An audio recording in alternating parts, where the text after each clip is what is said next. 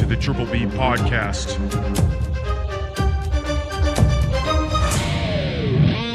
Let's fucking go.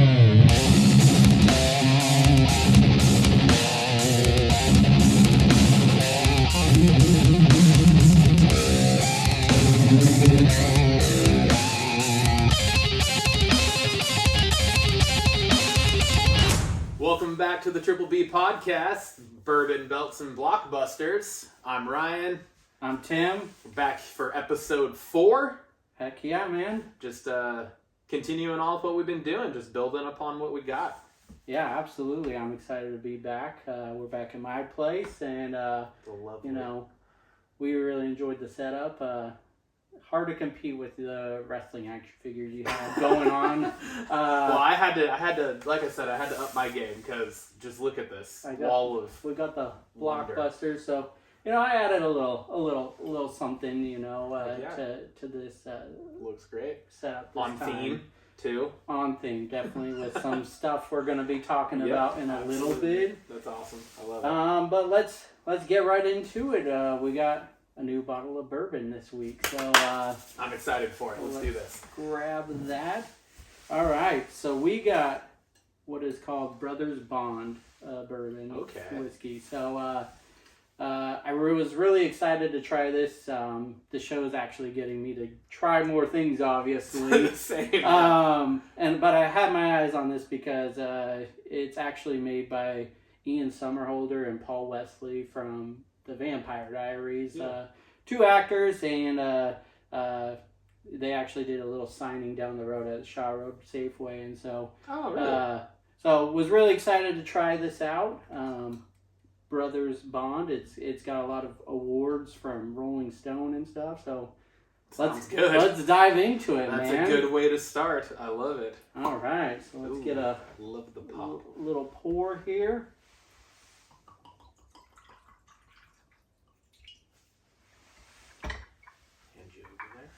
Perfect.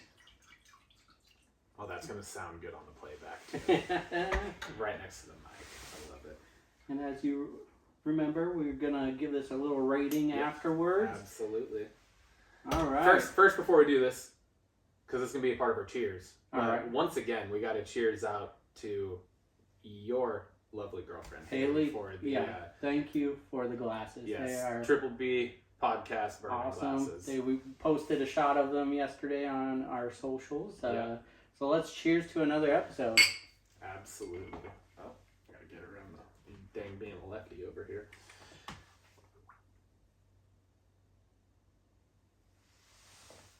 That is smooth. Wow. Smooth. Wow. That's really sweet. Yeah. For being just like not like a flavored bourbon. Yeah. Like that caught me off guard. I was like, holy whoa. All right.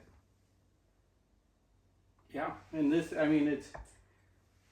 I don't think any bottle of bourbon is cheap, but it's definitely not very expensive. So, Brothers Bond. Everyone give it a try. All right. Let's get to I just totally zoned off for a second. I was just looking at it. That's really good. Let's give your instant rating. What do you got for it? 8.5. Oh! I was gonna say an 8. So we're thinking the same. Yeah, but that's really smooth. Really smooth. That might be the smoothest. Like if we were ranking this purely based off just smoothness. Yeah. That would be the standard. Yeah. I think for smoothness and bourbon that we've had on this on the show so far. That's really good. That's really good. Yeah. Yeah. Well, the only thing that I'm like didn't put it up there with our original 10, being the French oak makers. Not much of like a aftertaste for me. I don't feel like. Yeah. No. It's which isn't a bad thing necessarily. Because sometimes the aftertastes are not good, and you're just like but this one, like, it's really good up front, really smooth, but then it just like goes away. Like I barely feel like I just drank anything. Yeah, it doesn't hit the back of your throat like some of those do. Yeah. But then some of them leave, like the makers did. I think the Blade and Bow from last episode. I think they both had like a really good aftertaste on like kind of the back end there. So I feel like it's definitely not a bad thing that it doesn't have it, but it is slightly lacking that for me. Yeah, I to your point, I mean, I keep thinking about the Blade and Boat from last week. It was so good. Yeah. So that's why I rated it a little lower, but still up there. So still really good. I feel like flavor is fantastic. We've only hit one dud. I mean, it was still in the middle of the pack, but that was the one from the episode 2. Which was over here, so my bad. Nobody's bad, man. That's a lovely thing about what we're doing with this is we're just trying new shit. Yeah, true. And very it's awesome. true. So just widening our own palates. So absolutely perfect. Well, let's get into our socials really quick. Yeah. You want to go over them? Yeah, for sure. So we got our Instagram at the Trip B Pod, our YouTube also this one's at the Triple B Pod. Our Spotify is Triple B Podcast, Bourbon, Belts, and Blockbusters. Apple Podcasts also now available is the Triple B Podcast, Bourbon, Belts, and Blockbusters. We now have an X, formerly known as Twitter, which is at the Trip B Pod Bros. And yeah, so that's what we got right now. Might still be working on some others in the future. It would really help if you guys subscribe, obviously. Yes, give us absolutely. some likes, comments reviews. even. Yeah. We would, like, personally, we haven't even talked about this. This is kind of just shooting right now. But I would love to see, like, those of you that are listening, comment on one of the pages or something about, like, potential topics you might want us to cover, too. Yeah. Also, that would make it more interesting for us as well to talk about. Be like, hey, somebody wanted us to cover this. Totally, we would love to do that. So, agreed. And then also just kind of want to hear your guys' feedback on some of the questions we're asking each other. Like, what was your favorite storyline? Who's the best storyteller? We want to hear from you guys. So, yes, absolutely. Comment on the socials, give us reviews so we can get this growing a little more. Yeah, for sure. Moving on from the socials, what do you got going on this summer, dude? What's your plan? It's a little different for me. I'm like full blown in summer mode now because I'm a teacher and we're actually on summer break. So I'm actually in summer mode now. And obviously someone that doesn't get summers off, it looks a little bit different, but it's still summer regardless. It's still the season of summer now. So absolutely. Anything exciting? Any plans you got? Well, the biggest plans currently is we got the Blink-182 concert at the Gorge, and that's the beginning of Haley and I's vacation. It's her birthday week, so... Is her birthday that next day you said? The 15th. Okay, so it's the Monday? Yeah, so we just got a week off together. We don't get a lot of time off together, so just spend some time together, which is exciting. And then we're celebrating our 4th year anniversary in August. That's awesome, dude. So...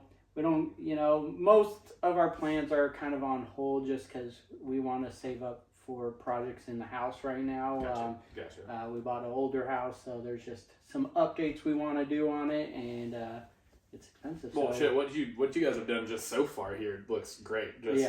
From when I helped you move in. Yeah. Like, it already looks amazing, so exactly. I'm excited to see what you guys do. So not anything huge, but we got a couple moments together, and I think that's going to be good. Yeah. What about yourself? Dude, the Blink concert is obviously, it's like at the forefront of everything because it's just in a couple weeks here, and we've been talking about it a lot in the group text. My 2 brothers are also doing that concert with us, so trying to just figure out all of the logistical things that we've been trying to figure out. No kidding. That is quite the jaunt for us to go for a single concert. I've been to the Gorge before one time for a watershed, so it was a festival. I was there for 3 days or whatever, and so it's obviously a little different, but just trying to figure out the camping and all that. I think kind of similar to what you said though for me is it's kind of just the whole summer. It's really just like it's my first summer with Lainey, my daughter, for both my wife and I. The summer looks a little different this year, obviously, because of that, but also, like, Lindsay, my wife, is only working, 2 days a week right now. So just because we're fortunate to be able to kind of not have to do daycare and that type of stuff. Her parents are awesome, and they each take a day and watch her for the week for us. And then the other days, it's like me, Lindsay, and Lainey are getting to be together and hang out. So awesome. I'm really stoked for that. It's super cool. I did. Lainey just turned 8 months yesterday. She's growing quick. It's really fast, dude. It's insane. She's a sweet. I posted. By the way, I don't know if you saw the post I did yesterday for her turning 8 months, but it was there's a clip where she stands on her own for it's a full 4 seconds, which is just crazy to us, you know. My mom wasn't surprised. I apparently started walking on 8 months. Oh, gotcha. So she was like, "Yeah, she's definitely your daughter." Strong and crazy. Tell by the way she looks. yeah, right. But yeah, so I'm just excited, dude. It's so much fun to just be home and not having to get up and leave every day, and then only be with her for like the 4 hours. Yeah. You know, because it's like I get home from work and then we literally have maybe 4 hours before she then goes to bed. So getting a little more time and get to be a little more hands-on and work with her on things. And she's at such a cool stage right now where she is such a little personality. Yeah. You know, and you can do more with her, and she's, you know, not as fragile as, you know, like a newborn was. Yeah.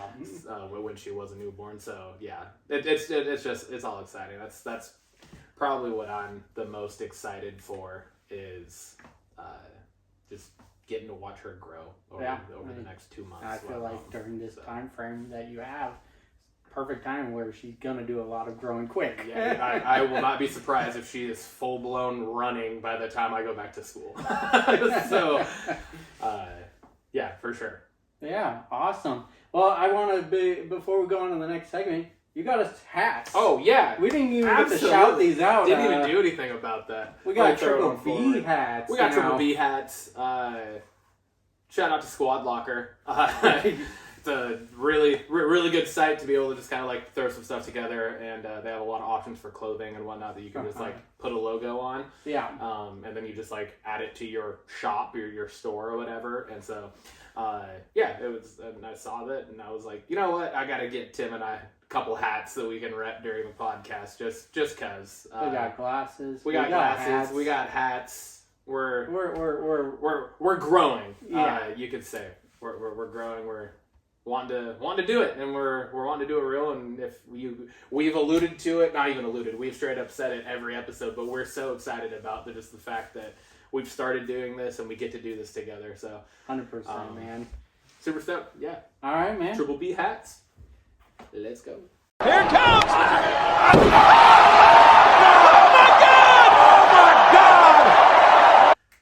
Bells. That was perfect. We got a lot going on in our. We sure as shit do. So we're gonna start with some WWE review. Yeah. So where we last left you off was we're on our way to Clash at the Castle. So we have we got SmackDown the night before Clash at the Castle. We had some interesting things. It's the go home show. Typically, especially when they're abroad, isn't that big of a show. There's some closing, some storylines right before the big show.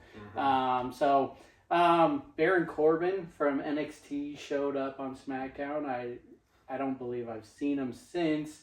But he's up on SmackDown now, so he's got a new character from his previous. So that was interesting to see. We got DIY causing issues with Austin Theory and Grayson Waller. On the Waller effect. On the Waller effect. And, we got really good teams going head-to-head here. there's history between Johnny Gargano and Austin Theory Absolutely. from their NXT days in the group called The Way. And it just seems like DIY is trying to pull a little, a little, what you call wedge. it? A wedge. Yeah, Yes. they're trying to drive a wedge between them, and rightfully so too, because like what they're saying, you've been able to see play out over the last few weeks. Absolutely. And, like it is actually happening, and what they're doing, I think, is working because you can see the facial expression on Austin Theory's face. Absolutely. When some of this stuff's going on, right? And Yeah. But then at the same time, on the segment, he also like saved Grayson Waller. Yeah. It's like even after all of this, he then saved Grayson Waller and he took a super kick and whatnot. So it's very interesting. But I love this whole, both those two teams, like it's such great performers in the ring too. Yeah. So it's exciting to be able to just lead into a great showdown. Yes, for absolutely. sure, and just interesting what will happen from the result of it all. Yeah. We got Stratton and Nia Jax kind of joining forces. It looks like. It's at least that's what it looks appears like. to be. Yeah, it appears to be. Maybe it's keep your friends close, your enemies closer situation. Yeah, could be. We talked about it on our last episode. We thought LA Knight and Logan Paul would be added, or was added to Clash at the Castle, but wasn't the case. Yeah, they weren't. So they're still developing the feud. We had a segment where LA Knight was at Logan Paul's place in, I believe, Puerto Rico, in the pool. Like, literally just floating in the pool. So I think we both agree that LA Knight has still got that rocket strap to his back, and I think it ends with him taking this U.S. title. I agree. And then Randy Orton returns. We had a segment where we have Solo going against KO at the end of the night, the main event, and of course Tama and Tonga beat down KO, and they invade who of course comes to the rescue. We got Randy Orton. So I love it. I love the Randy and KO. Yeah. Literally the RKO. Like I love the shirts. I love the whole branding of that, and absolutely. I wouldn't be surprised if at some point we saw them like go for tag team gold together. For sure. Like, and it would be great because they're very good together. Absolutely. So. It's just you can pair Randy Orton with someone and they come out with a great name for them. We got Rated RKO. Rated RKO. They're just RKO, which makes so much sense. Randy is just you can plug him in anywhere, and it's exciting to see him back. I think that's a lot to say about just who he is and has become.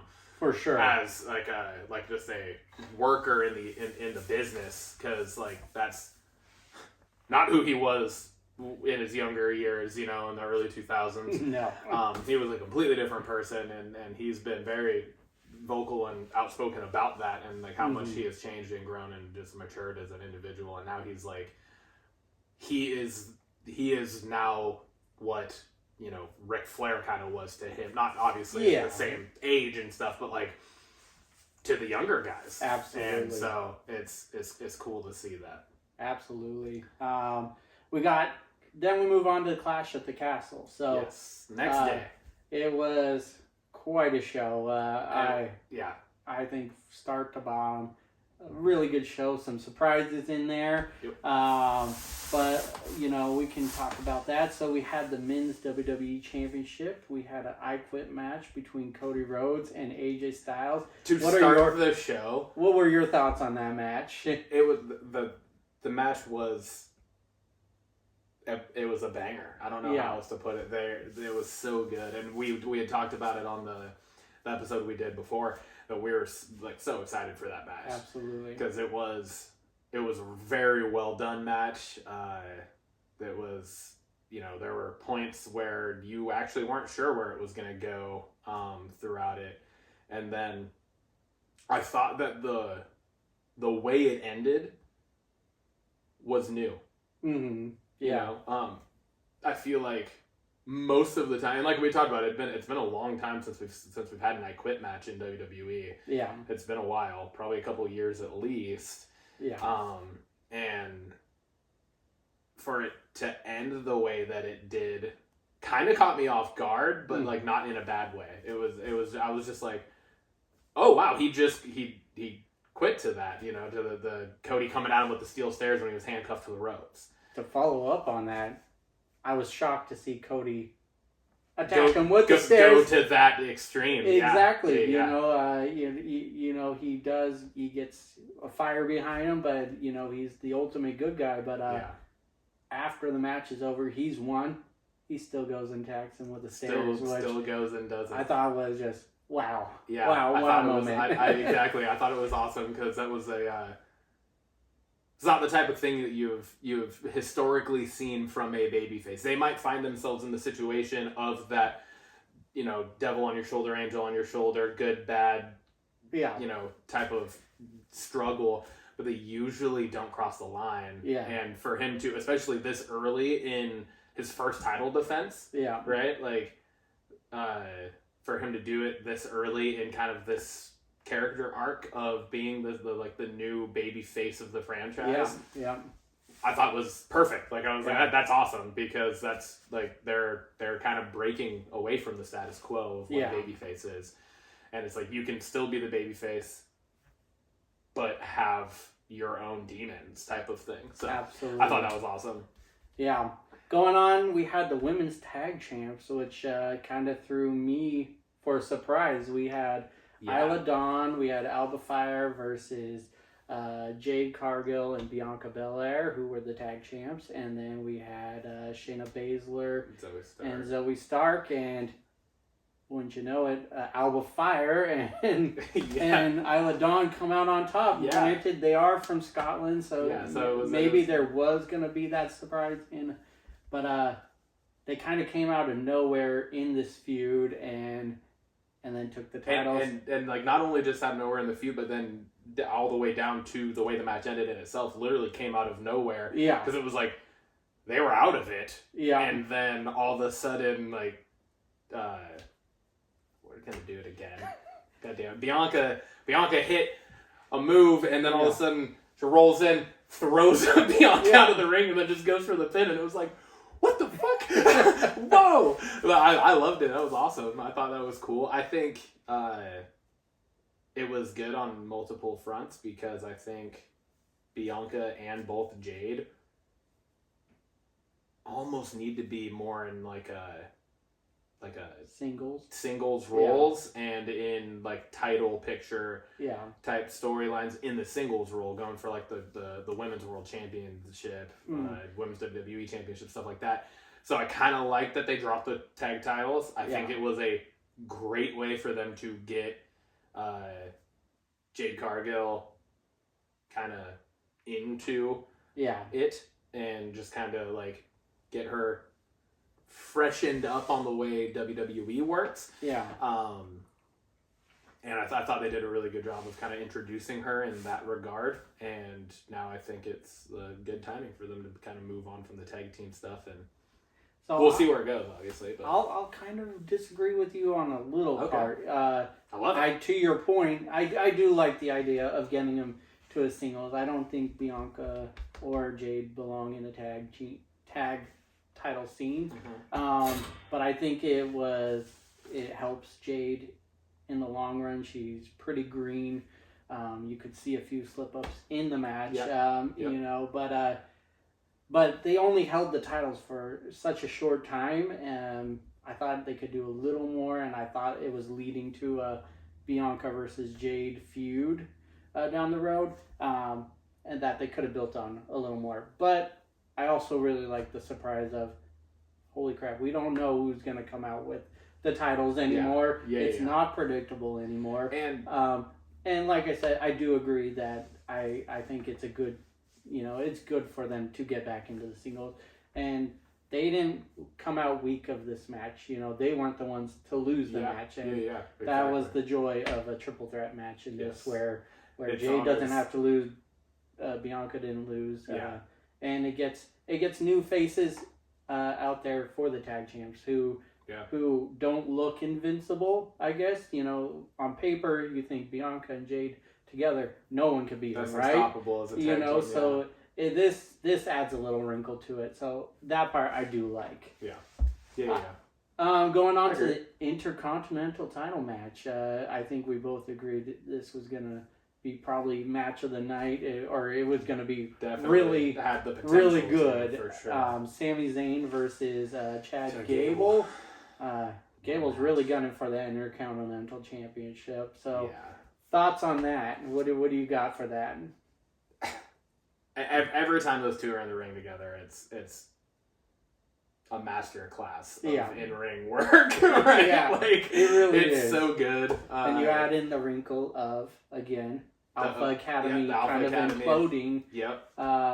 Chad Gable's turning into a big asshole over there, and so you got that drama going on. But at the same time, then it's like, yes, you can see the tension. Rising, right? But and like they're building to an implosion, but it's like on the edge of your seat because you're constantly just like every show leading up to it, you're like, fuck, come on, Otis, just fucking kill Gable already, and he hasn't yet, you know. So it's like that's a whole other intriguing point to this storyline that already is intriguing of just Sammy and Chad, former like best friends essentially going into this, and Chad training Sammy to take the IC from Gunther, and like then it gets to where we are now. And I mean the match itself was great. I think it was a legit conclusion to their rivalry. At least for now. I agree. Which I also am good with, because it's like the hope that you see more stuff further down the line with between Alpha Academy, and you have all that, and then whatever next thing for Sammy is. So the only thing I was left scratching my head on was this the end of Alpha Academy? What did Otis, you know, like at the end he's walking away with Maxine in his arms, and it looks like the end, but you don't know. So so I guess that was my only question after the match. But great match. Sami Zayn comes out on top, still our Intercontinental Champion. So really, really solid match. Going into the next match, we had the women's title match. We had Bayley versus Piper Niven, and I think we were excited about the storyline going into this.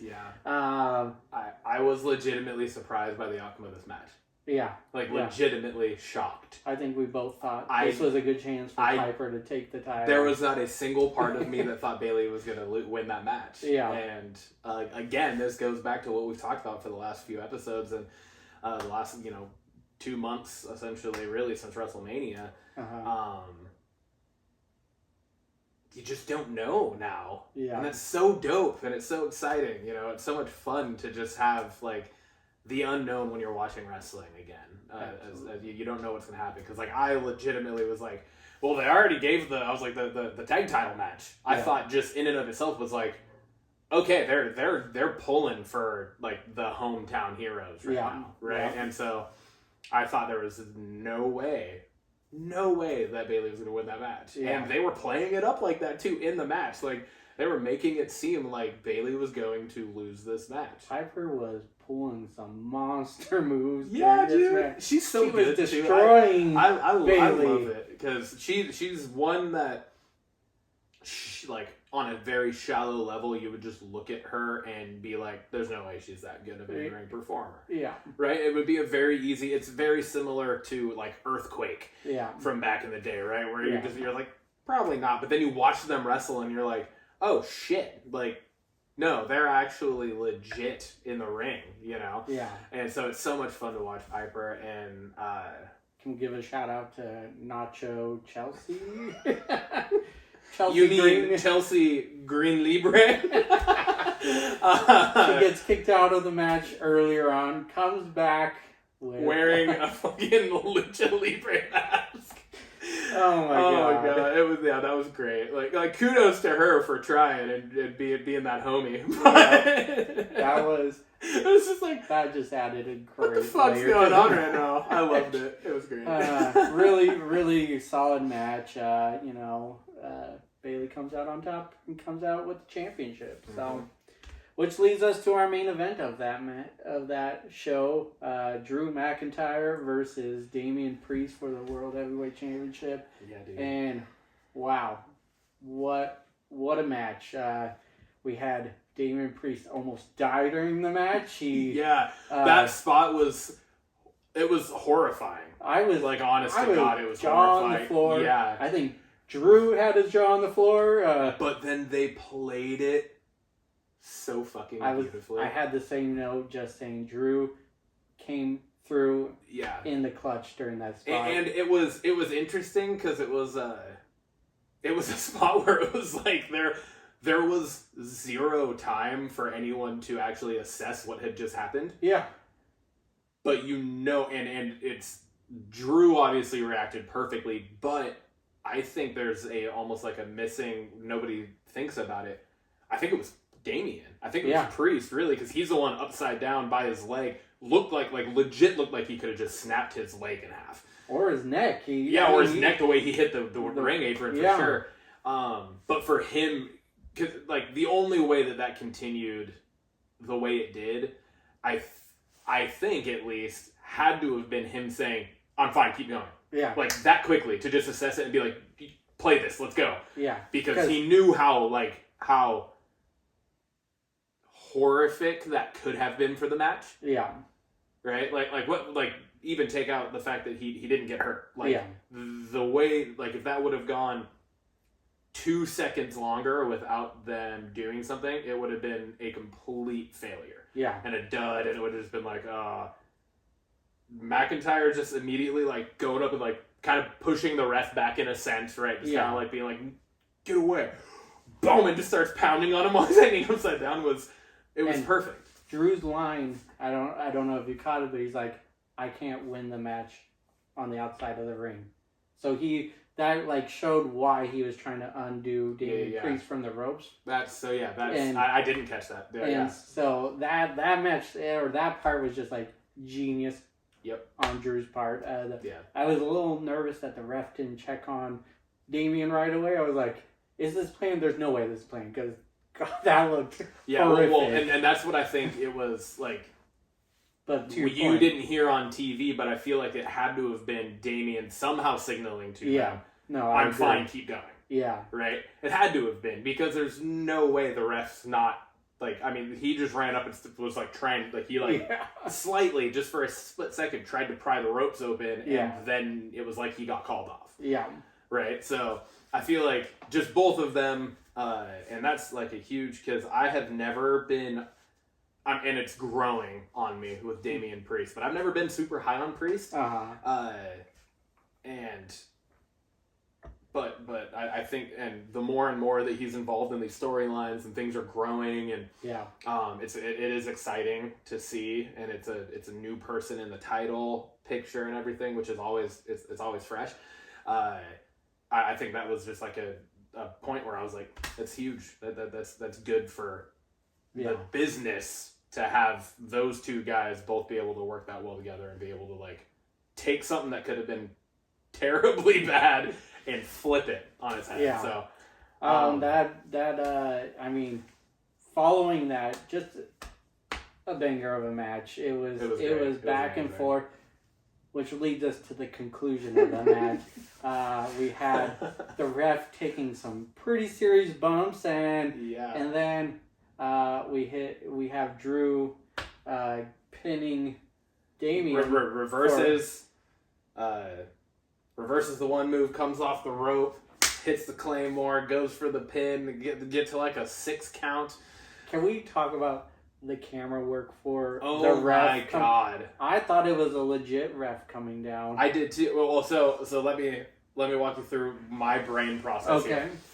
You see the ref running, and it's from such a far distance that it's all right, you see the ref shirt. That's literally all you can make out, right? So the ref shirt's running down the entrance ramp. and then it comes to the angle of the camera from the side of the ring where the ref's sliding in. Yeah. Like 2 feet away, right? Yeah. And they slide in originally. I'm like, all right, cool, ref. And I'm just thinking, like, because the way they did it was done so well because they have been experimenting with different camera angles in the WWE for the last few months now, right? From all of the continued transitions backstage, from like one person coming back from the ring into the back, and then the camera just follows the next person back out to the 360 view of Logan Paul hitting the frog splash. All those things. So it's like, it actually was set up so well because it was like, it didn't make me think anything. Exactly. Right? I'm just like, okay, cool, another different camera angle to watch the pinfall. That would be kind of dope. Yeah. And then I'm like looking at the back of the ref, and the first thing that I thought was, I was like, oh fuck, it's JD McDonough. Oh. Because the hair was slicked back. Gotcha. And just the angle of it, I couldn't tell the length. I just saw the hair slicked back, and I thought I was just like, oh, JD's like in disguise right now. Yeah. I was like, they're this is the Judgment Day interfering with the refs down. Yeah. Okay. You know, boy, was I wrong, Tim. To your point, I thought the same thing all the way through, and then I saw the long sleeves. Which was interesting. Which was because no ref wears long unless sleeves they're in Saudi. And then the shoes were not black. They were like Nike shoes or whatever. And I was like, here it is. Here's the CM Punk interference. And that didn't cross my mind at all. I was like, I don't know how it didn't, but it didn't. And then so when the camera panned, it hits the 1, the 2, and then just stops. And then the camera panned, and I was just like, oh my god! I was still like, oh my god. I was like, what? I was not expecting it at all. I don't know why. Props to the camera crew for that. Oh my god, the whole production of it. Because I was shocked still. And I was in our last episode, I called it that CM Punk would get interviewed, and so interfered. Yeah, interfered in the match, you sure did, and boy were you right. But this leads to Drew losing the match in Scotland. Mm-hmm. What a ending to the show. I don't know if you had a chance to watch it, but there was a post-conference show, and CM Punk got on there and said, I'm never going to let Drew win the championship.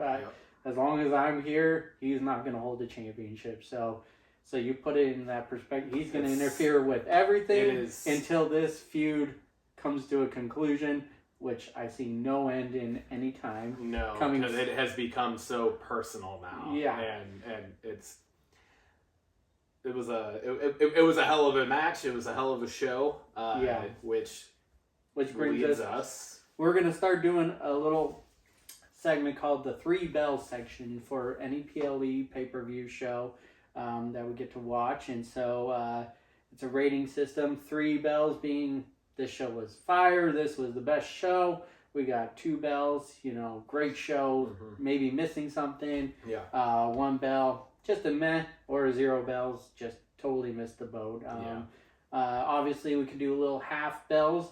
But let's get your instant thought on the show. I think this PLE being the first one that we've watched to start doing this rating system that we want to do with them was the perfect one to kind of set the bar. And I'd give it a 3. I would definitely give it the 3 bells. I think every match on the card, I don't think there was a disappointing match. Mm-hmm. I don't think there was a disappointing outcome like we just talked about. I think all of the matches were really good. They were really well done. All of the outcomes were like, yeah, I can get behind this. Yeah. There was no outcome where I was kind of like, I was just like, no, yeah, like every single outcome to the matches, like storylines were very well finished. Yeah. It didn't leave you being like, I kind of want more. Or even worse, it didn't leave you being like, crap, this is going to keep going. Yeah. You know what I mean? Yes, 100%. And I think it was very well done. I'd give it 3 bells for my first rating of a PLE that we. And I'm gonna go and I'm gonna follow you on that. I'm gonna give it 3 bells. like you said, concluded storylines. It had really good storylines built into it. And then it also left you shocked. It left you asking questions and wanting to watch the next upcoming shows and going, what's going to happen? And I think that's a masterpiece. If it asks you, if you want to watch the next night and go, what's going to happen? This show did it for you. So, Absolutely. So we'll start it with the 3 bells on that, and we got Money in the Bank on the horizon. So we'll bring that segment back for that, as well as Forbidden Door for AEW side of things. But 3 bells piece for that. So great. It's a great one. That moves us into Raw after Clash. Yes. And the show started right away with a little bit of a zinger for you. Yes, it did. The show started in the opening credits with one of the Uncle Howdy Wyatt Sicks glitches. Yeah. With the understanding that fan base wise, a lot of people knew that today that day was a special day because in a couple of the hints and teases and QR codes and all that stuff that had been leading up for the last 2 months of a build. I think it was like the Raw before, it might have been 2 weeks before, there had been a QR code where it brought you to this thing, and in writing it said June 7th, but it was June 17th, but it was written backwards. Gotcha. Yeah. And so it was, and most fans that are diving deep into these things and are really invested in it could very easily make out that it said June 17th backwards, and so everyone was kind of just assuming that June 17th was going to be the day of the Wyatt Sicks debut. So then to start this episode of Raw with a glitch, you're like, "Oh, is it happening?" I had chills, dude. And you're like, "Oh, okay, it was just another one of those." I mean, all right, what's going on? It kind of just instantly out the gate just kept you on the edge of your seat because you're like, "Okay, something's gonna happen. When's it gonna happen?" Yeah. Is it gonna start the show? Is it gonna be in the middle? Yeah. Where is it gonna be? And chills. So, with another great production piece to what they're doing, and it was keeping you invested and keeping you involved. Yeah. But to my surprise, I'm sure you're surprised and everybody else is surprised, the show actually started in a completely different way. Yeah. And that was with Seth Rollins returning. I did not see that coming. I didn't see that coming either, because they had played it off so well that it was like, oh, he's he might have actually fucked his knee up. Yeah. Was actually out for a little while. But here he comes. Here he comes right back. Here the he comes. workhorse of WWE, Yes, I would say. Oh, yeah. Seth Rollins, comes through in the clutch, and just super surprised that he returns. Gets, to my surprise, Damian Priest comes out, and he's the one throwing down the challenge. Yeah. Damian Priest challenges him to a match for the title. Yeah, for the title at Money in the Bank. So again, another swerve that you just don't expect. Yeah, exactly. I love it. It's great. So Rollins returning, getting a shot immediately at the title, which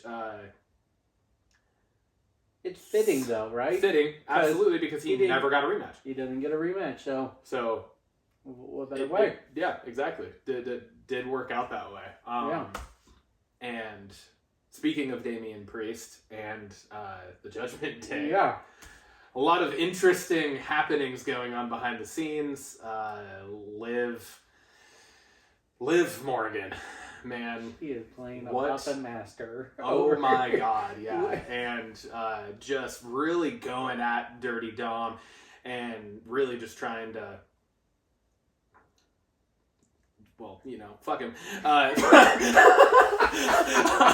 It seems, at least. Seems. Yes. She gave him the hotel key card.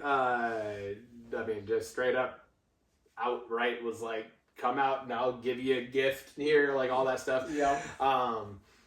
And this led to a very interesting segment in the show, because earlier in the show you had them kind of talking, like Judgment Day backstage, talking around their little table back there about the key card and what are we gonna do, blah blah blah, and then all of a sudden it was like, where'd the key card go? Yeah.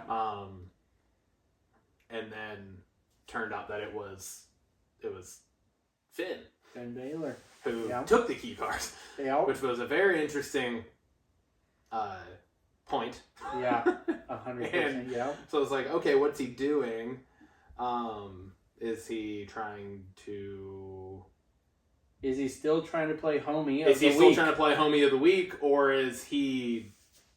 Does he going got his the own other agenda? direction? Yeah, Does he have his own agenda going on? So that was definitely that was another segment of Raw that just keeps you being like, what the fuck is going on, man? Yeah, it's crazy right now, and I love it. And then going on, we got Money in the Bank qualifiers starting. So we only had 2 matches this night that set up some qualifiers. And all of the qualifier matches are triple threat matches. Yeah, which means is no DQ. No DQ 3 people gunning for 1 spot essentially in it. Yeah.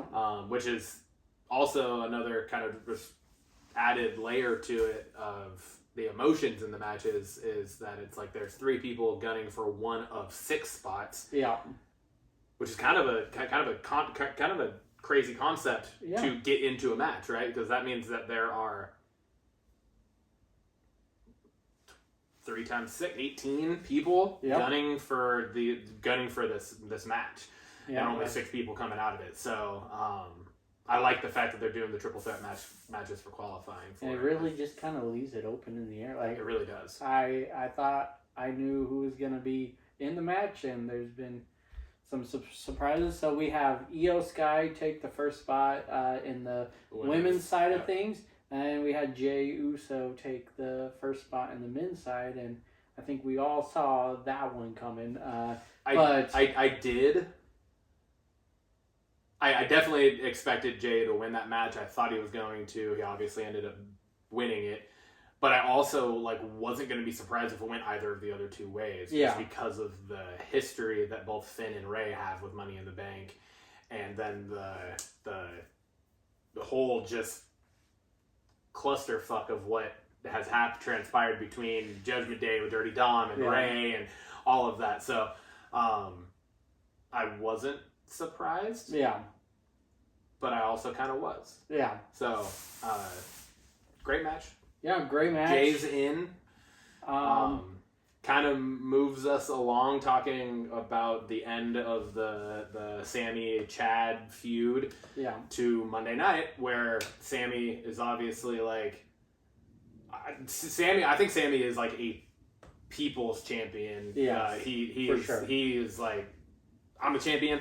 I'm gonna defend this fucking title. Yeah, he doesn't want. He's not going the. I always bring it up. I have to.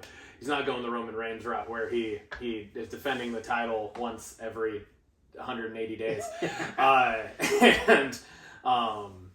But yeah, so Sammy comes out and almost immediately Braun Breaker comes out.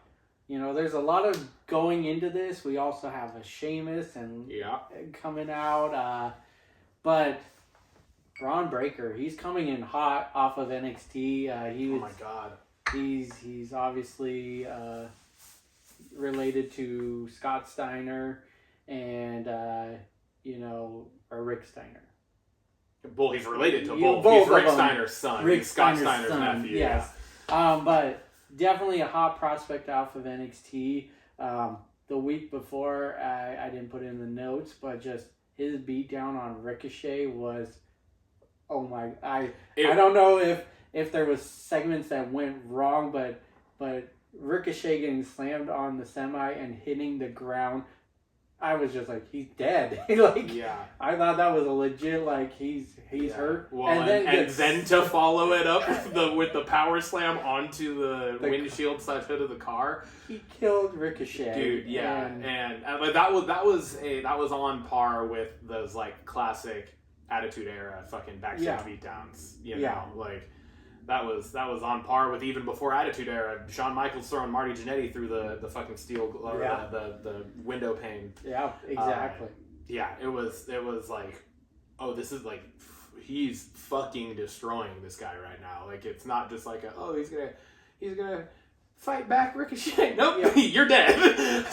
And then the extra layer of why am I forgetting her name? The ring announcer, Ricochet's fiance. Oh, yeah. Did it again. Yeah, we did it again. We're not even gonna try. Whatever. But her leaving the show. Her leaving the show, and then fucking Pat McAfee doing the ring announcing for the rest of the night, which was awesome. But it was also just like, again, it's just one of those things where it's like emotion, right? Yeah. It's just like constantly running through it and making the show be like, oh, this is real. Like, this is actually, and like we all know it's wrestling. It's not real, but like they're playing it so well that you're so invested like it is. So yeah, and I just gotta say, Braun Breaker, I feel like they're, I gotta be honest. I don't think many NXT prospects come out of NXT looking good immediately on Raw or SmackDown when they come to the main roster. I'd agree. I'd agree. I think what he reminds me coming out of the gate is Kevin Owens. Kevin Owens challenged John Cena for the U.S. title right out the gate and looked strong. I think that's how they're building Braun right now. So he's a legitimate contender to Sami Zayn. Which brings us to Alpha Academy officially shutting down on Chad Gable. He laid into them. And Otis couldn't take any more. And he Finally says, we are done. Yep. So we are not family. I don't know if this will lead to a match, and we'll kind of get into that later, because there's another segment that happens to close this show. That is true. That is true. But part of me feels like there has to be a match that comes of this. But for now, Otis says he's done with Alpha Academy. Speaking of saying you're done, this was a fucking swerve that I again didn't see coming. Obviously, 2 nights before Clash at the Castle in Glasgow, Scotland, Drew McIntyre's fucking homeland, CM Punk comes out, screws him over again for the second time in the last couple months. Yeah.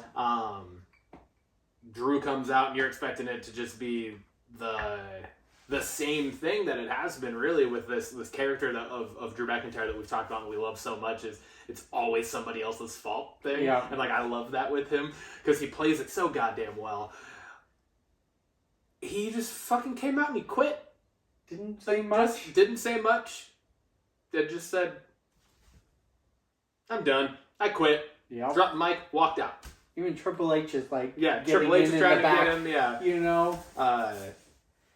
Yeah. So that was very interesting. And that was literally the last we saw of Drew. Yep. Like, he didn't come back. There was no more. It was the little shit backstage between him and Adam Pearce, and then Triple H, and then he left. Yeah, and then Adam Pearce chased him down again. Oh yeah, that's true. Yeah, and then he was done. He was gone. Yeah. Which brings us to the epic conclusion of Raw, as Jey Uso is celebrating in the crowd. He just qualified for the Money in the Bank. What happens?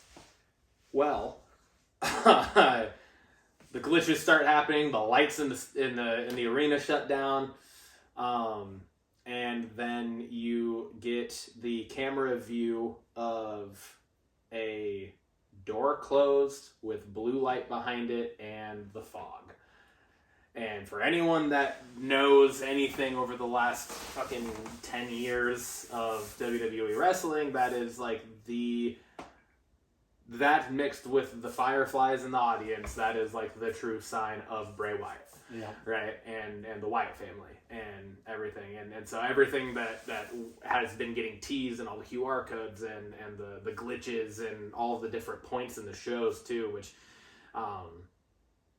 I loved the sporadic involvement of those, right? Yeah. It was never like, oh, it's not just in the opening credits. It was like they'd be in the middle of interviewing somebody backstage, and all of a sudden the screen just fucking goes for a split second, just enough for you to be like, oh wait, what? Yeah. And then it just moved on, right? Yeah. And it did it in the beginning, like we talked about, of this show, and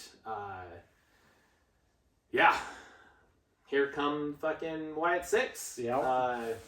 Nikki Cross comes crawling out, all fucking creepy from backstage. Yeah.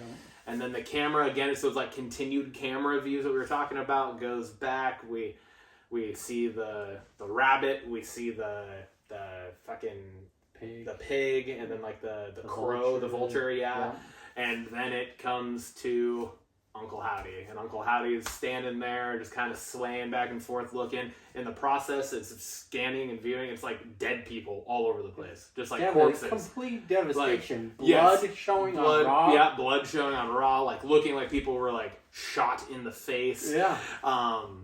It was crazy, and then out comes Uncle Howdy, kind of gathering his minions, right? As he walks back out, he passes back by all three of the others, and then comes back out, and they all show up behind Nikki Cross on the stage.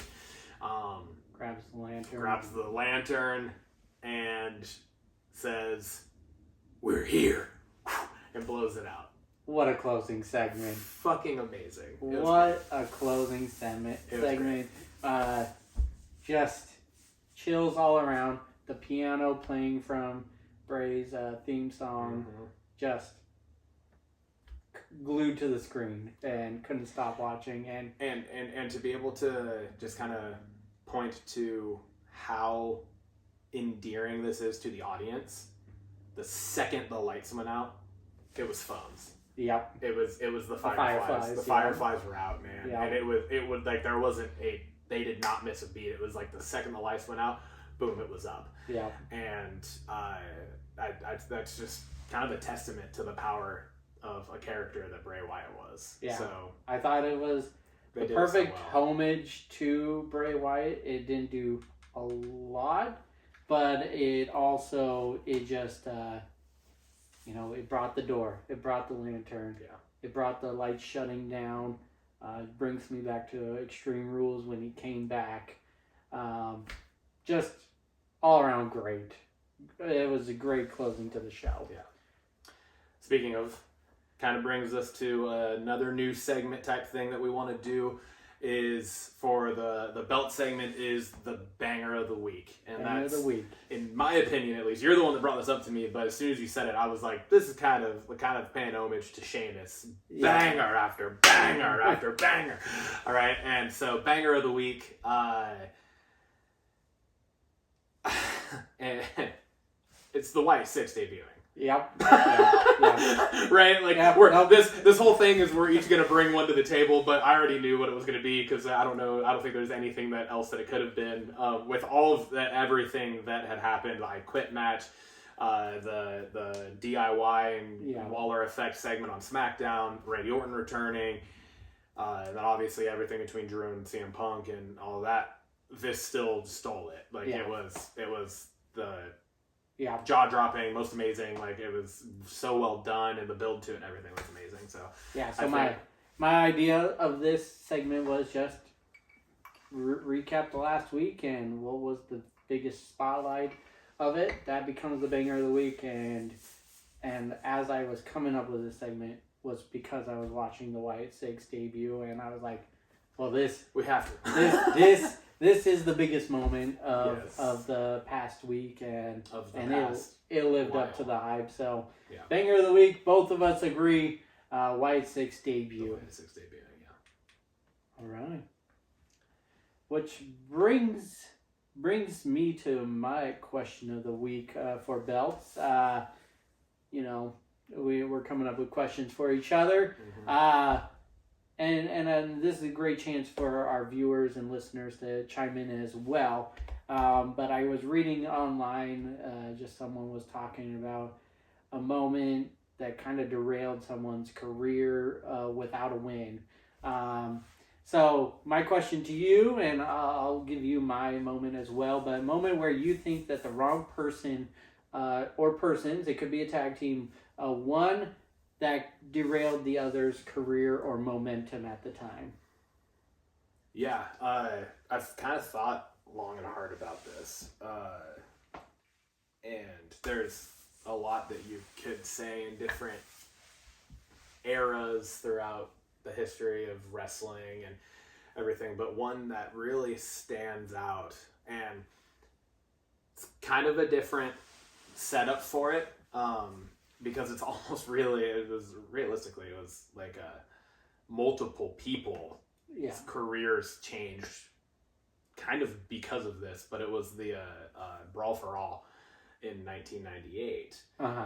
That tournament where they were the WWE, or it was Vince Russo, was like brought this straight like boxing match essentially tournament to wrestling after they had been like spending time kind of marketing it as like this is entertainment, it's not real fighting. They had spent a good portion of time doing that, and but I think the biggest outcome of this whole thing was Bart Gunn. And like surprisingly winning the tournament. They all like everybody wanted Dr. Death, like the company was expecting and wanted Dr. Death. He was like the guy that they wanted to win this. Steve Williams, and then it was after Bart Gunn knocked him out in literally the first round. It was like, whoa, what the hell? And then it was everybody wanted JBL to win it. Bradshaw, and at the time, and Bart Gunn ended up fucking beating him too. Winning that bout. And then it was because of all of that. Then it was weird. He ended up signing with All Japan. Like in the midst of all this, he ended up signing with All Japan, but he still had contract negotiations with WWE, and because of it, it was such a stupid fucking idea from Vince Russo to do this whole tournament in the first place, and like so many people have panned this, like people that are a part of the company. Like Jim Cornette said, it's literally the worst thing WWF at the time had ever done. And it was so bad that it ended up they like had Bart Gunn come back to finish his contract obligations at WrestleMania in '99, and did a fucking boxing match against Butterbean where he got knocked out in like 27 seconds or 35 seconds or something like that. And he was like an up and coming like new star wrestler, like had such potential, and then it ended up they fired him after that. Like fired him after WrestleMania, had him just get destroyed by fucking Butterbean, who is a professional boxer, like a professional fighter. And then he went on to All Japan, but then so did Steve Williams, went back to All Japan, and they had like some feuds and stuff, but it was like his career kind of ended, like it definitely got derailed. Maybe didn't end there, but it definitely got derailed because like he had the potential to become a potential like star in WWF at the time, and that whole fucking thing just kind of ruined it. So that was, but that was along with a handful of other people's like stints too. So that's mine. Gotcha. Now the one that comes to mind, didn't completely ruin the person's career, but definitely stopped big momentum going in their career. So I'm just going to give you some highlights that were on my docket. We had the Nexus coming up, and then Wade Barrett losing to John Cena pretty early on in the feud. Kind of Nexus was, for that time in WWE, there wasn't a lot going on. That was exciting. That was, absolutely. And that kind of just that crushed some excitement going on. And then it really did derail the trajectory of Wade Barrett, right? But I mean, long run, Husky Harris was in that group, goes back to NXT, becomes Bray Wyatt. So it ended up being good in the long run. They all had some good things going on afterwards for most of them. But then my big one was Booker T losing to Triple H at WrestleMania 19. It was Booker T had all the momentum. I thought this was a great chance to put the title on him in Seattle, Washington. But I don't fault Triple H by any means, but it just, the ending of that match, it was a pedigree and then this long crawl over. It was like a minute between the pedigree and Triple H finally getting over to cover, only to just get a full 3 count. It was just almost an anticlimactic. It was just obviously Booker T goes on to revive his career later on, but I think that put a halt to a big momentum he had going on at that time. in his career, but For sure. if he won, would we get King Booker later on, which was a huge part in his character. career, yeah. Absolutely. So again, One not of the faulting few. anyone, but it's the one that came to mind where it just stopped all momentum going on.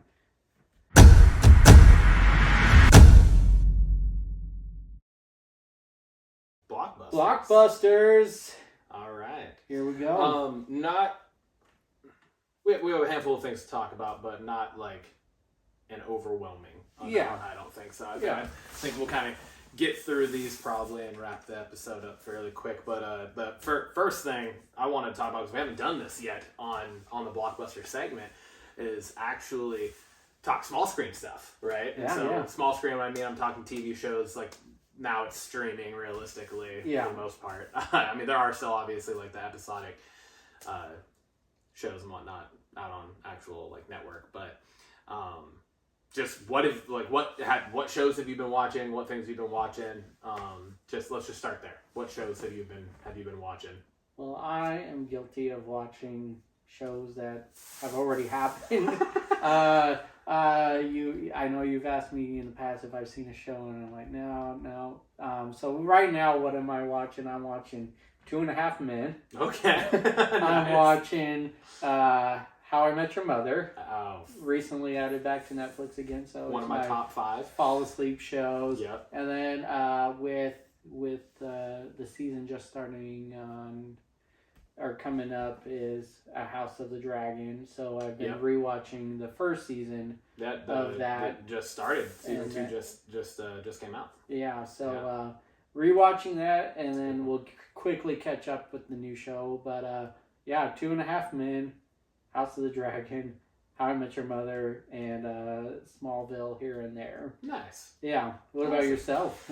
I'm a little on the newer side. I mean, I still watch Modern Family. I'm still watching The Office, Friends, all those. Absolutely. Right. But in terms of newer shows that I've been watching, Lindsay and I have been watching, The Bear. Okay. The Bear is just started season 3. Came out I think Wednesday night, and they dropped the whole season on Hulu. Okay. So that's cool. We watched episode 1 last night. Good job kind of getting you back into it and all that. But it's those of you that don't know, The Bear. It's about a restaurant. Guy kind of takes over from his brother who passed away, and then he like starts trying to take this and turn it into like a legit fucking place. It was like a sandwich slinging shop. Gotcha. And then he's like trying to turn it into like a fucking 5-star restaurant type thing. Okay. He had like gone to New York and worked as like this chef in like the #1 restaurant in the world and like all this stuff. So he knows what he's doing. And it's really anyone that has worked in the restaurant industry, like you feel the stress and like it kind of puts you back into those times. I spent a good portion of 7 years or so working as a waiter and a bartender, and so it was just like and in the kitchen too, so I've kind of got all of the different sides of it, and watching the shows like it really brings that back up. Whoa, it's stressful, but it's done so well, and there's a lot of really good actors and just very good acting in the show, so that's a really good one. Handful of other things I'm just going to kind of rattle off. Only Murders in the Building. Love that show. That show's amazing. So good. It's so good. Season 4 is about to they just finished wrapping season 4. Some big names coming to that show too. I mean, they already have Zach Galifianakis, Eva Longoria, Molly Shannon. Yeah. On top of Meryl Streep joined last season. They got some fucking names in this. Paul Rudd was in it. They have some people in this show, and Melissa McCarthy is going to be in it too. That's right. So I'm really excited. We're really stoked for that. It's a great show. Another one that's also podcast based is based on a true story with Kaylee Cuoco. That show was really good. Is there a new season coming soon? It's not yet, Okay. but there is a season 2 that is going to be happening. The way season 1 ended, it's like you fucking better. Yeah. If it just ended like that would have been so disappointing. Yeah. So that show was great. Her and her husband end up like befriending this guy that ends up turning out to be a serial killer, and then they end up like starting a podcast with him. But then it gets them into the situation where they're like, okay, we're either gonna go to jail or he's gonna murder us. So what the fuck do we do? And so that's kind of where you get left off with it. It's fucking awesome. The Boys on Amazon on Prime Video. Yeah, you talked about it, and I have not watched it yet, but it's on my queue. This one is one that like you should definitely watch because it's superheroes. Yeah. It's I think like written and produced by Seth Rogen and like one of his buddies or something like that. So you know the kind of I believe the content. guy that did Supernatural is Eric Kripke. Okay, Eric Kripke, I believe his name, is a big part of that show. So yeah. So it's an R-rated, sometimes pushing X-rated in certain scenes. You're like, whoa. But like one, I'm not gonna say what it was, but one scene the other day I was watching it, and Lindsay had never seen me watch this show before, and it was like starting season 3, I think. It's just so fucking bizarre. There are just scenes in it that are so outlandishly wild. Yeah. That she was like, "What the fuck are you watching?" And I was just like, "Oh yeah, it's this show. It's kind of how it is." But I am not even gonna describe the scene because that's one that you just have to watch. But yeah, the show's great. I'm still I'm in the process right now of I've like just started season 4, and they're like in the process of putting out season 5, or like they're filming season 5 right now, and I think season 5 is gonna be the final season. Okay. But they've also announced like a spin-off to the show. So awesome. So it's another really good one. And then for the next question to this that I want to ask was, if you were to recommend a show to our audience, what would that be? I don't know if you have one or not. I know, like you said, you've been more kind of rewatching older shows, type of stuff, which I'm also guilty of. I do a lot of that. So I'll start with my number one recommendation right now. We just started watching this. It's on Apple TV Plus. It's called Presumed Innocent. Okay. It's Jake Gyllenhaal. He is a lawyer, and his one of his colleagues gets murdered, and turns out he was having an affair with her, and then he ends up being like the number one suspect and is now like facing trial for the murder.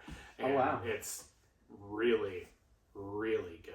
Like, it's super well done. So we're like invested fully. It was episode 1. We were like, yep, we're in. And there's 4 episodes out right now. I think there's going to be 8 total in season 1. Okay. And it's coming out weekly.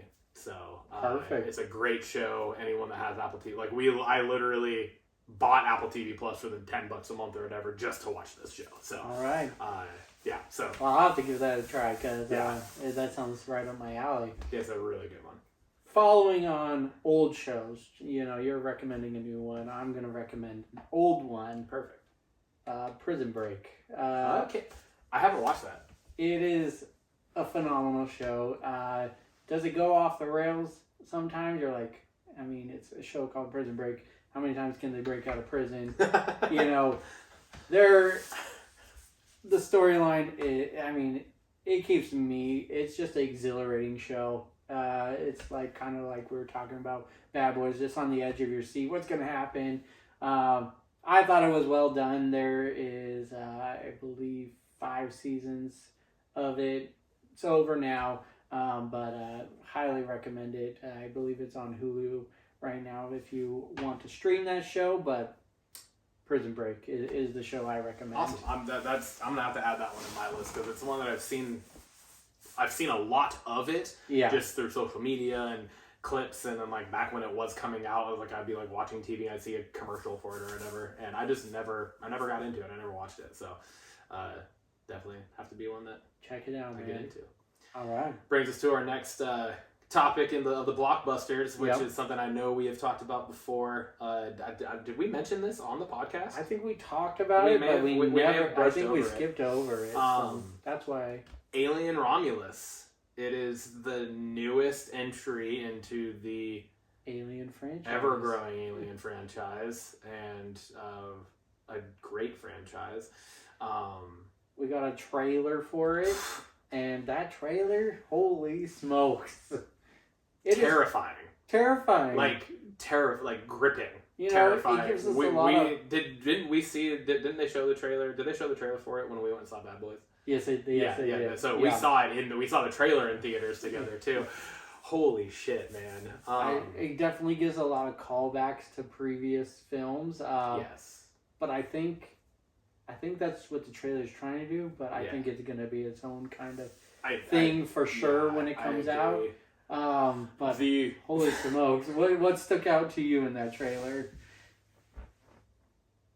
So with all of the Alien movies and everything, you would be like, to a point, you kind of think like, how many times can we have, like, kind of what you said, like, how many times can they break out of prison, right? Yeah. Like, but they always keep it fresh and keep the idea, beat the idea right. And it's like kind of the same idea with like, how many ways can they make one of the alien face huggers and then the, not too long after chest busting. Yeah. Interesting and kind of keep it new and kind of make it be like, oh my god, and make you literally cringe, because that's what they've always done. Like, that has always been one of the most terrifying things about these movies to me. Is just the ability of the face hugger to get you, and then what it proceeds to do is impregnate you with a baby alien, and then the way the alien literally is birthed is exploding out of your chest cavity. Yeah. Well, to my knowledge, we have never seen the camera view of one of these things, or what is transpiring inside, as we get in the trailer for this, where she like shines like the ultraviolet light or whatever it is around her and like to her back, and then you can like see right through. Yeah, like you remember like when you were a kid, you could like put a flashlight up to your hand and kind of like see like that view of it. It was like that, right? It's like, and you just see it fucking crawling around, and oh my god, shivers. Shivers, gives me the willies. Oh my lord. But yeah, that's like, I'm so excited to see that movie, and I'm a big Alien fan. Big Alien fan, me and I think this one's gonna bring in that scary factor again, and I'm excited for it. Yeah, same. Next up, we are actually repping in a couple different ways right now, which was actually not planned, but it worked out really well. So it was just recently announced, the newest attempt, I will say, at least, at a live-action Street Fighter movie. I decided to rock the shirt today because I knew we were going to talk about this, and unbeknownst to me, you had unrelatedly just recently purchased the 1994 live-action iteration of the Street Fighter movie franchise. So we got that sitting there. I got the shirt on. We're going to talk about it briefly.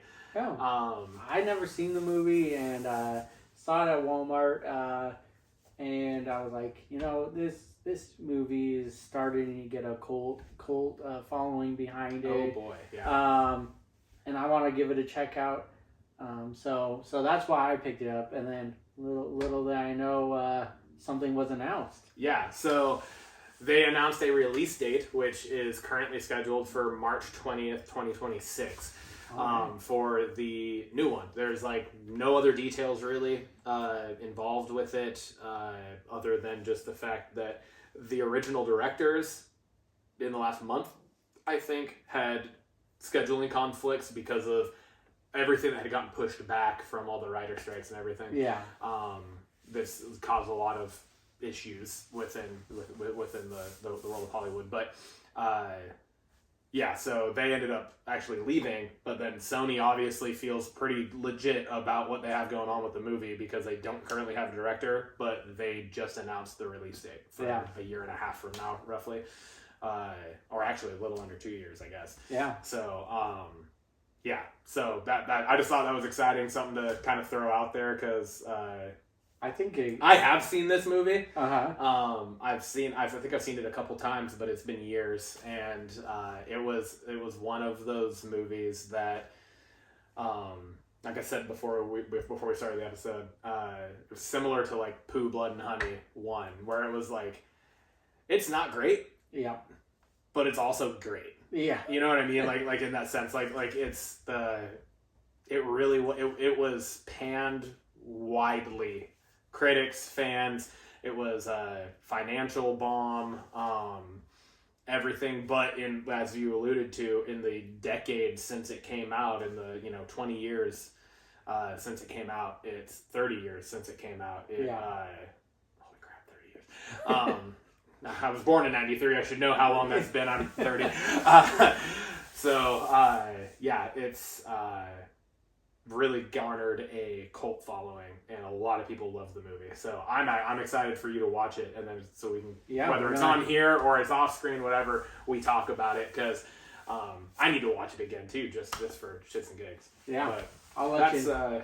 That's Street Fighter. Yeah, I think it comes at a great time. We're actually getting a lot of video game adaptation movies, and I think Sonic kind of spearheaded that, and that's been a success. I think a lot of the game adaptation movies beforehand have failed tremendously, but I think we're going in a new direction where they're actually doing their due diligence of trying to follow Sonic. Yeah.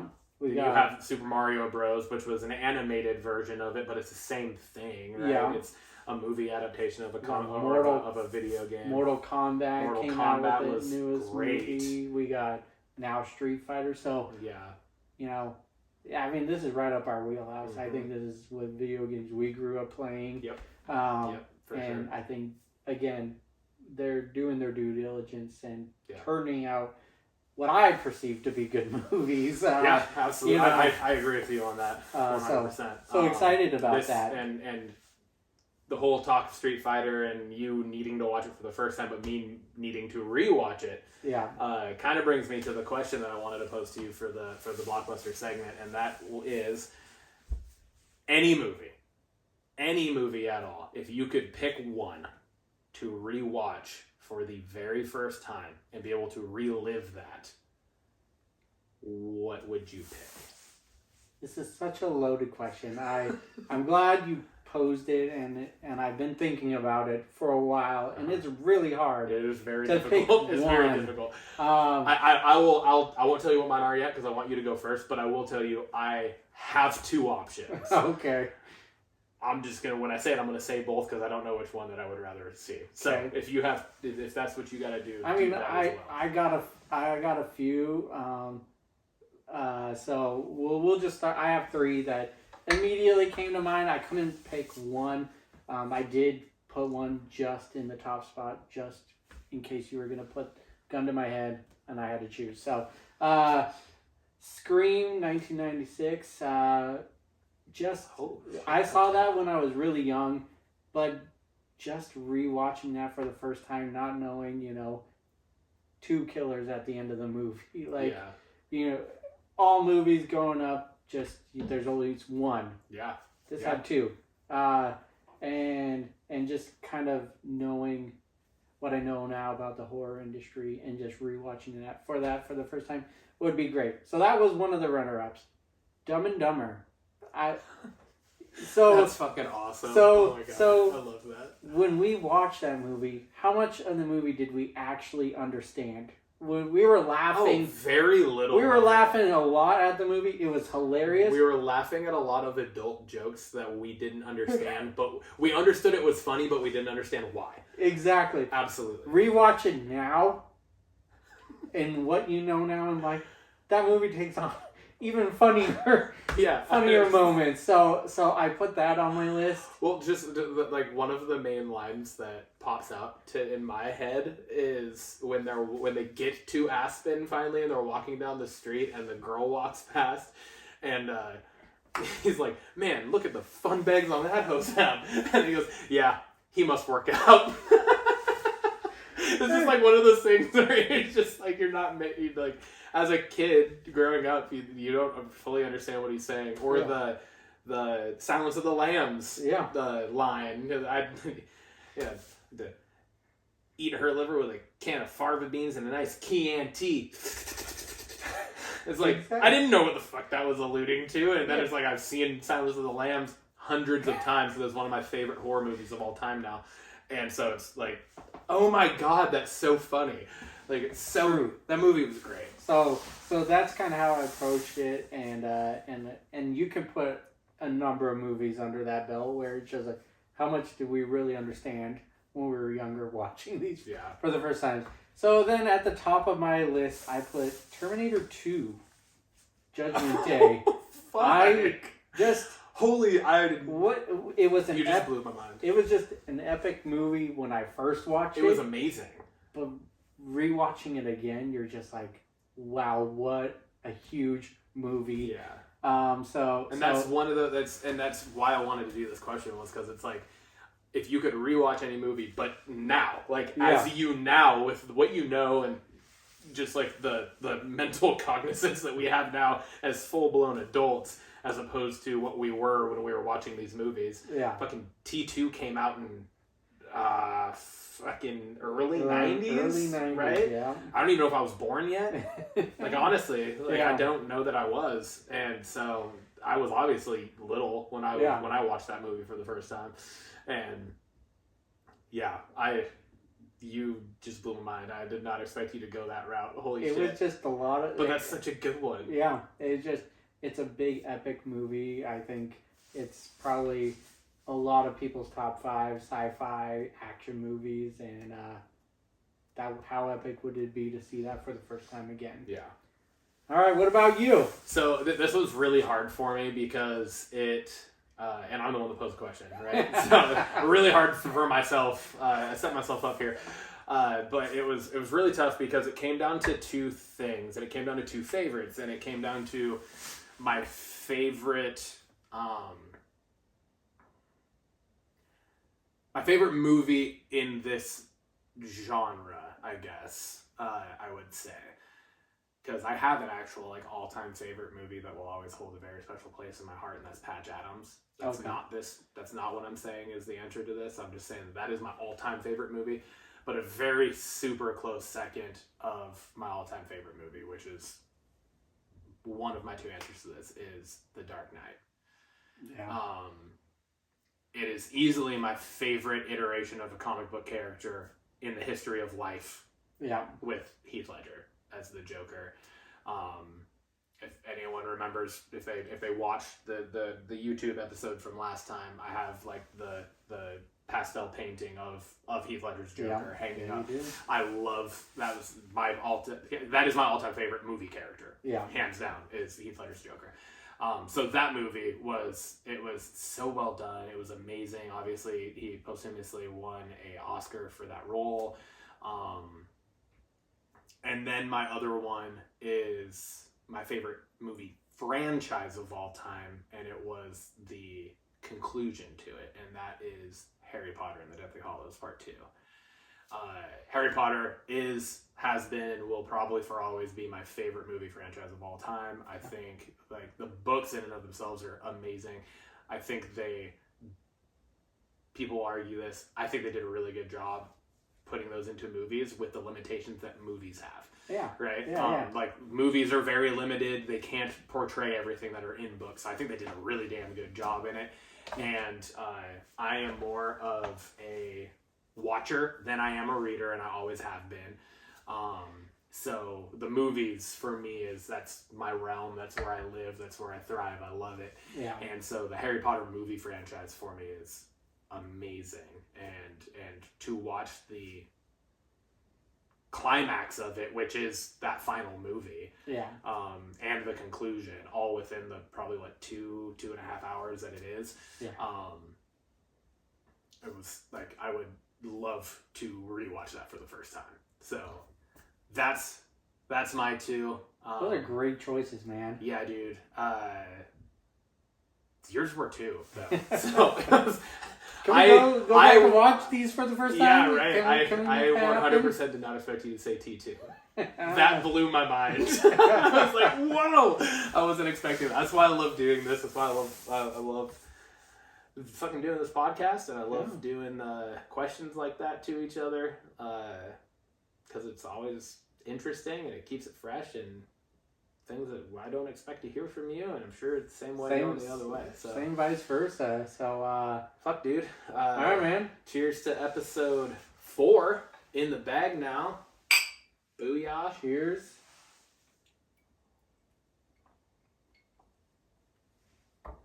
Another one down and in the books.